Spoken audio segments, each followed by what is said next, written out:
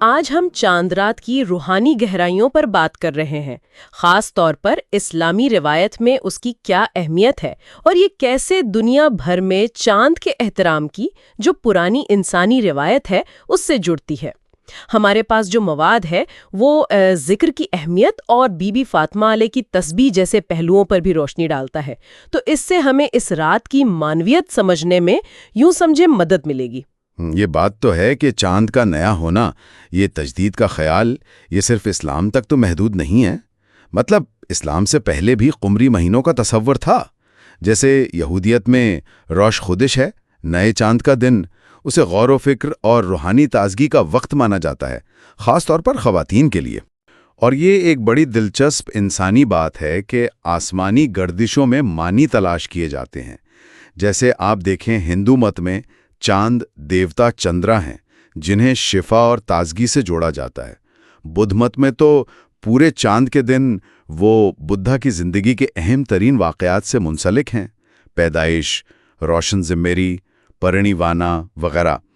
اور افریقہ میں بھی ڈنکا، اگبو، دا ہومیان اقام، قدیم مصر، زولو ثقافتیں، ان سبھی میں چاند کبھی زرخیزی، کبھی حفاظت، حکمت یا پھر وقت کے گزرنے کی علامت رہا ہے۔ تو یہ چاند کے چکر میں معنی تلاش کرنا ایک عالمگیر انسانی تجربہ لگتا ہے نا؟ بالکل، اور یہ بات مولانا حاضر امام کے اس نقطے سے بھی جڑتی ہے کہ بنیادی انسانی اقدار میں جیسے انصاف، ہمدردی، سچ کی تلاش، ان میں مختلف مذاہب میں کوئی بنیادی اختلاف نہیں ہے۔ تو اس زاویے سے دیکھیں تو چاند رات اسماعیلی مسلمانوں کو بھی اسی عالمی روحانی وراثت سے جوڑتی ہے۔ یہ یاد دلاتی ہے کہ تجدید اور خالق سے تعلق کی خواہش تو سب میں مشترک ہے۔ اسی تعلق اور تجدید کی بات کو اگر آگے بڑھائیں تو اسماعیلی روایت میں چاند رات خاص طور پر ذکر یعنی اللہ کی یاد کے لیے بہت اہم ہے۔ یہ صرف کیلنڈر کی تبدیلی نہیں ہے، بلکہ اللہ کے ساتھ اپنے تعلق کو تازہ کرنے کا ایک موقع ہے۔ قرآن کریم میں بھی آتا ہے، سورہ رعد آیت 28 میں، خبردار اللہ کی یاد ہی سے دلوں کو سکون ملتا ہے۔ جی، قرآن پاک میں ذکر کی اہمیت تو بار بار واضح کی گئی ہے۔ یہ صرف کوئی رسمی یاد دہانی نہیں، بلکہ گہرا عمل ہے۔ جیسے آپ نے وہ سکون والی آیت 13:28 کا ذکر کیا، ویسے ہی ایک اور جگہ سورہ البقرہ آیت 152 میں اللہ تعالیٰ فرماتے ہیں، تو مجھے یاد کرو، میں تمہیں یاد رکھوں گا۔ مطلب یہ ایک دو طرفہ بڑا ذاتی تعلق کا اظہار ہے۔ قرآن یہ بھی بتاتا ہے کہ ذکر کامیابی کا راستہ ہے، مغفرت کا ذریعہ ہے اور ہر حال میں اللہ سے آگاہی کا راستہ ہے۔ تو ذکر صرف الفاظ دورانہ نہیں ہے، بلکہ دل اور دماغ کو اللہ کی طرف متوجہ رکھنا ہے، جس سے پھر سکون اور طاقت ملتی ہے۔ تو گویا چاند رات ایک طرح سے روحانی ریچارج کا موقع ہے۔ ذکر کے ذریعے، چاہے وہ دعا ہو، تسبیح ہو یا خاموش غور و فکر، ہم اپنی توجہ کو دنیا سے ہٹا کر اللہ کی طرف مرکوز کرتے ہیں، اور اس سے پھر آنے والے مہینے کے لیے اندرونی سکون اور ہمت ملتی ہے۔ اور ہمت و سکون کی بات آئی ہے تو بی بی فاطمہ کی تسبیح کا واقعہ یاد آتا ہے۔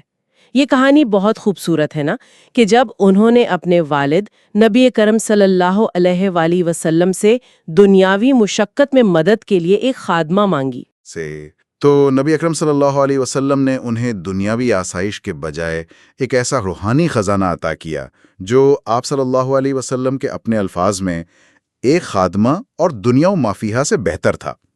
وہ تھی تسبیح فاطمہ۔ ہر نماز کے بعد اور سوتے وقت 34 بار اللہ اکبر، 33 بار الحمدللہ اور 33 بار سبحان اللہ پڑھنا۔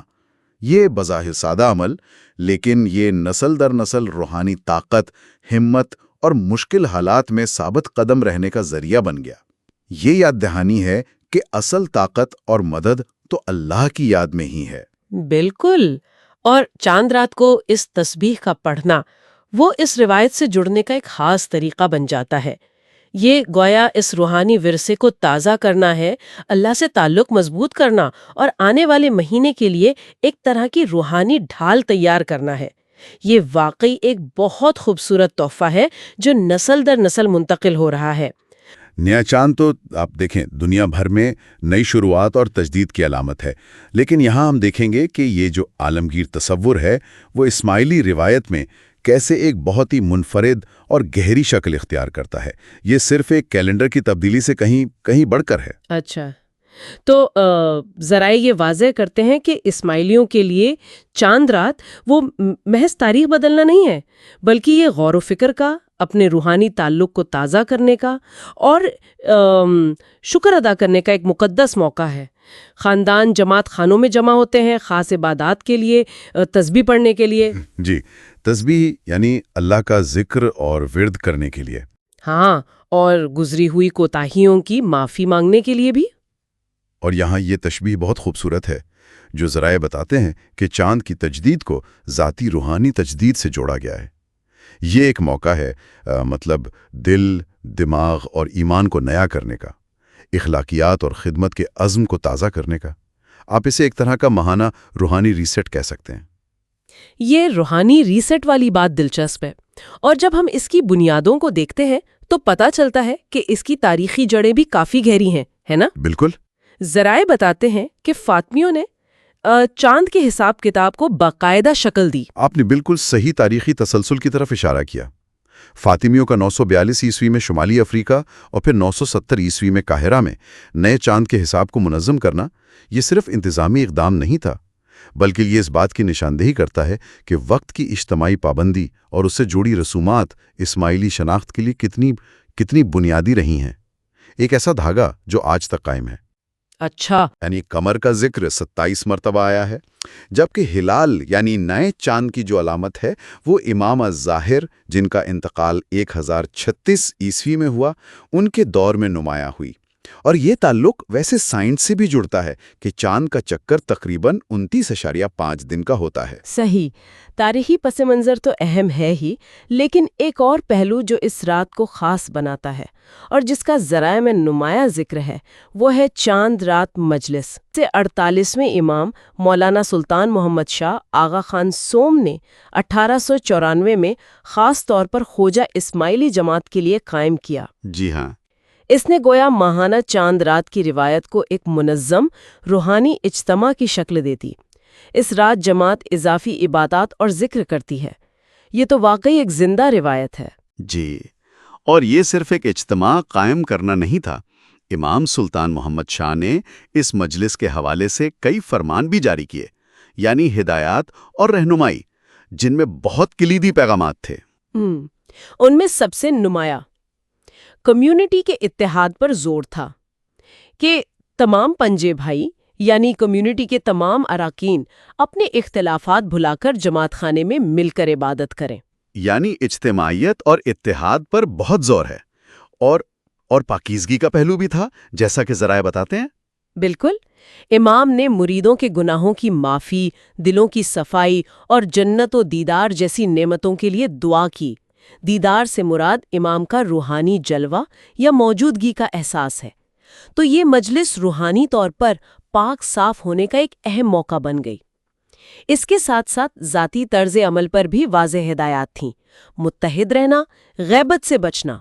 غیبت یعنی پیٹھ پیچھے برائی کرنا۔ جی، اس سے بچنا، دوسروں پر بری نظر نہ ڈالنا اور ان کی جائیداد سے دور رہنا۔ تو گویا یہ صرف عبادات نہیں بلکہ کمیونٹی کے لیے اخلاقی ضابطیں بھی فراہم کرتی ہے۔ اور حاضری کے بارے میں بھی کچھ خاص ہدایات تھیں۔ ہاں، امام نے مجلس میں حاضری کو جماعت پر لازم قرار دیا۔